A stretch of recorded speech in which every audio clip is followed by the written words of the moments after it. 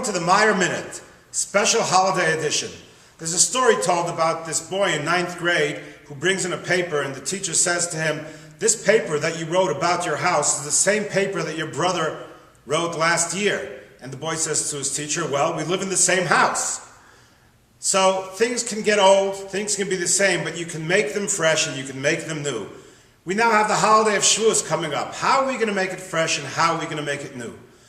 Let me tell you a little story that's really an important lesson for life. The Talmud says, of course, our ancient but up-to-date source of tradition, knowledge, wisdom, philosophy, and everything else that's good in life, tells us that there's a discussion in the Talmud about how to celebrate the holidays. Some say you should split the day between studying and davening and sleeping and eating and enjoying.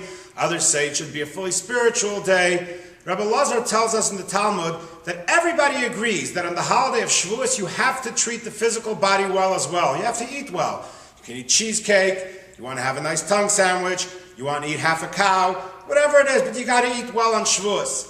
And the question is why? It's the day that the Torah was given, and it's the most spiritual day you'd think of the year because God spoke to the Jewish people, the 10 Commandments.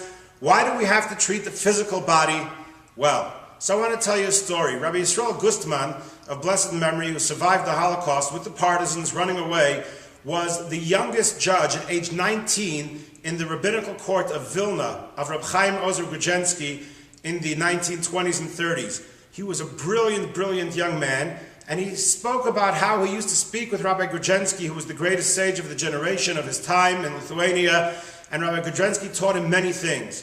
One day, Rabbi Grodzinski took him out for a walk after a certain session in the court, and he took him to the forest surrounding Vilna. And he showed him that this plant was edible, this plant was not edible, this flower was edible, this one was nutritious, this one was poisonous. And Rabbi Gustman had no idea why Rabbi Grodzinski was showing him all these things.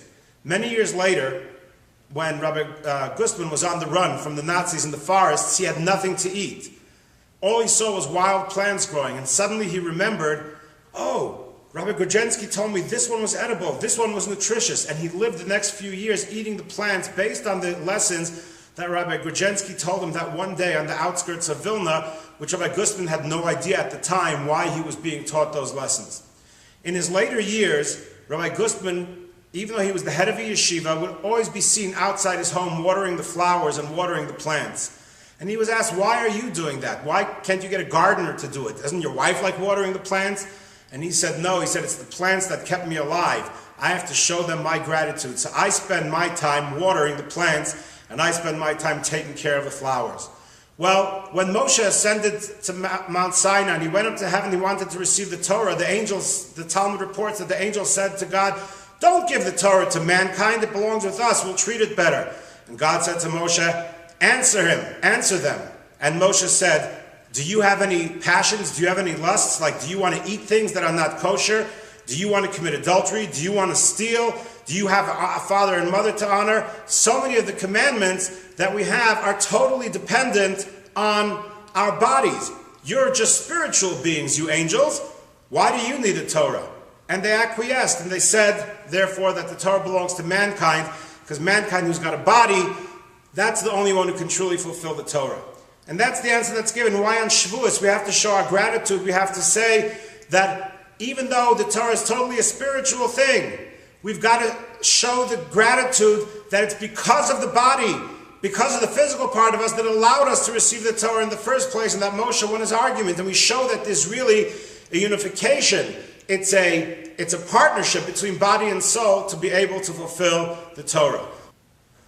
I would personally like to invite everyone to join us this coming Tuesday night, May 14th, for the holiday of Shavuos, for our Shavuos night learning, beginning at 10:45, and then we're going to have a class, followed by a coffee bar, followed by a class that I'll be teaching, and there'll be coffee and food throughout the night. By the way, have I mentioned that there'll be coffee? It'll be a fun evening of learning, enjoyment, being with friends. I invite you all, bring your friends, come on in to Aish and join us for a night of Shavuos learning. Come for as short or as long as you'd like to be here. Thank you.